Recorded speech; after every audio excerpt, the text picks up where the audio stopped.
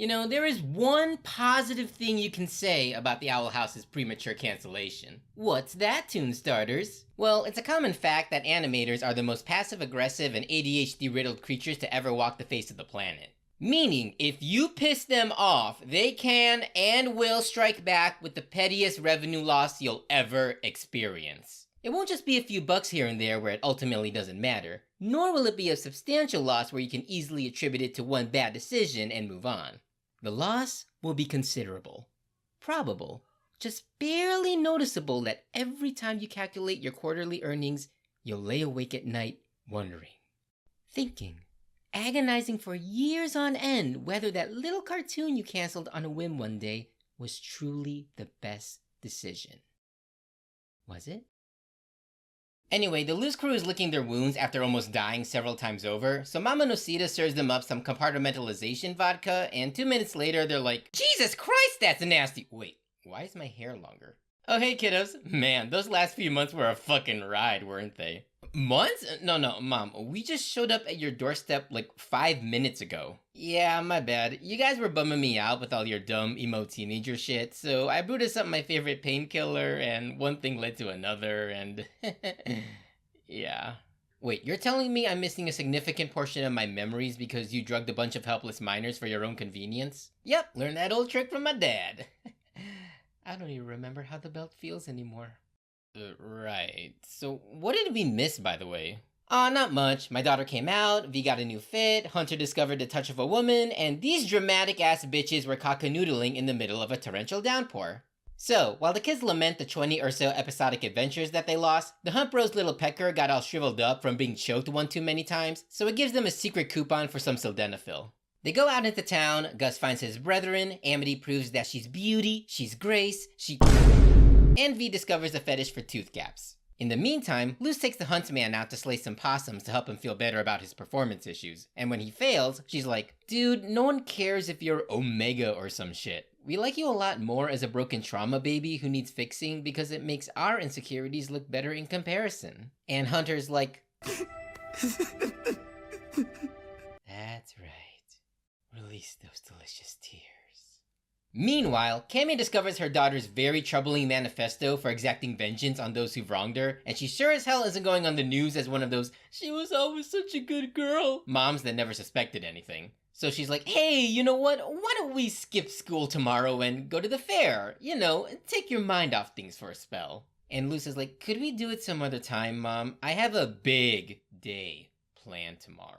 No, let's go out and have some fun, far away from any largely populated areas, okay? So, the following night, the kids go out into a largely populated area, and Grey Griffin regales us with a grim, foreboding tale about Old Man Philip in which... Sounds like Big Bro got a hot witch girlfriend and Little Bro got upset. But that's just me. Well, fuck you and everything you stand for, Owl House. You know, I don't normally get pissed off watching this series because for all its mid-moments, it never really does anything harmful. But this is the one singular moment where I'm legitimately angry at you. You can't give sarcastic, badly explained summaries about your own lore. That is my gimmick. I've given your show so much leeway, and now you have the nerve to co-opt the one thing I've got going for myself. I'm trying to make a career out of this, people! How am I supposed to hide the fact that I focus on parroting pre-existing IPs because I'm not creative enough to make my own jokes if the show is doing my job for me? Anyway, it turns out Emperor Buttplug inserted himself into his brother's clone, and now the witchies have to pull the old "get a hold of yourself, man" bit and blast it off of him. Which they managed to do, but it begrieves me to say that, in doing so, poor sweet baby Hunter paid the ultimate sacrifice a man can do. Guys, why is there a considerable breeze between my legs? Jesus Christ, Hunter, I'm so sorry. The fight, it was looking bad, and I just aimed a little too low, and... Don't. I already know.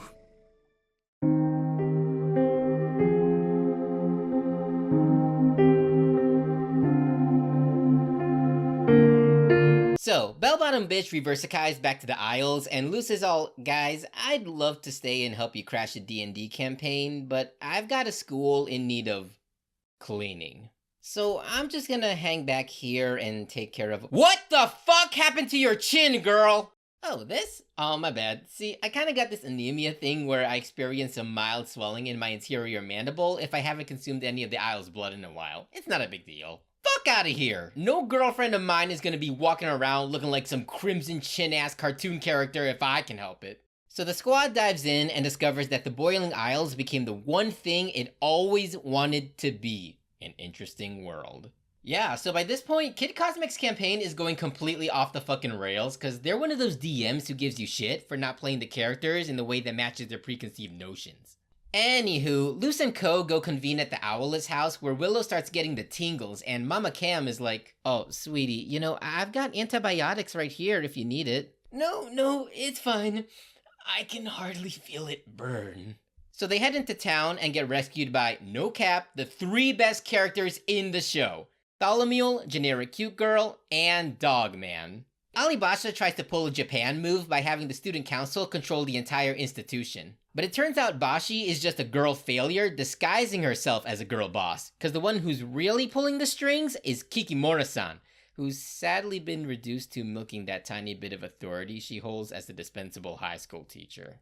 Also, Basha drops to one knee and confesses her undying love for Amity and basically begs her to marry her and that she's changed for the better. I mean, Basha missed Amity as an old friend and platonically asked her to join her student council. All of a sudden, Willow's inner fungus starts fucking up the whole school, so Hunter Reno has to navigate through her bush and be like, "Willow, girl, a little yeast infection is nothing to be ashamed of. It's just a natural part of being a person." "I'm sorry, I don't mean to be so nasty. I just forget to clean it out sometimes." Man, do you know how many times I've forgotten to wash my hands back when I had a dick to pump? If anyone can be your accountability buddy, it's me. And Gus is like, "I'm still a relevant character." So they send Kiki to the graveyard, and then the time has come. After all these months of theorizing and contemplating on what form it could possibly take, we finally get to see Luce's palisman. And... it's a perfect circle! Oh my, of fucking course it's a circle! Like, it was there the whole time, man! All the circles she drew for the runes, Hootie's head, the shape of this thing back in season 1, episode 11! It was all foreshadowing, dude! And like, think about it. The amorphous form is clearly meant to be representative of Luce's gender fluidity. The roundness is indicative of her desire to not be boxed in. And the intentional refusal to conform into a specific form obviously parallels Luce's refusal to conform to a specific life path. Don't you see, guys? It's symbolic. Oh wait, never mind. Also, we fucking won, Huntlow shippers! Anyway, while all of that shit is going down, things ain't looking so hot for our demon folk. King tries to talk down the Collector from organizing all these OP as hell combat scenes and focus more on entertainment value, but all the kid really cares about is homebrewing more broken spells. The one upside is that we get to hear Amity's mom call herself Mama Dahlia. And like, I know she's a bigoted elitist shitbag of a person, but like, I kinda want her to pat my head and call me a good boy now. So after they end the session, the other players invite Kingery into a private chat room and they're like, "Dude, I know the DM is your friend, but you either gotta tell them to stop being such a butthole or hand the campaign off to somebody else, cause this shit's not fun anymore." Yeah, but like, they're also an interstellar god who can murder people with the snap of their fingers, so it's kind of a touchy subject. They took away Hootie's screen time! Good point, I'll talk to them. Unfortunately for us, Belos is creeping around like a William Dafoe character, and now he needs a vessel to enact his little bitchery. Dude goes for Rain and then totally red pills the Collector into thinking that the Luz, Ida, and King triangle are going to undermine their campaign, and he's like, "Look at them, Collector. Walking, and talking, and existing, and pushing their agenda!" Cool, I'm agenda too. Think you can introduce me? Anyway, Collector Bro tries to entrap them all in their own little Owl House AU dark fix, but because Luz has about 100 years of experience writing half a thousand one-shots on AO3, she easily picks apart the nuances that reveal that the Collector skipped most of the episodes from season 1. Then the kid tries to win them over with some old classics like Pac-Man, Marbles, and normal-sized Jenga, but when they voice their displeasure, Pajama Punk is like, "Brothers in Christ, what is wrong with you Zoomers? You don't like D&D, you don't like party games, you don't want to be turned into slaves for my own amusement. What the fuck is wrong with this generation?" Dude, aren't you like 9?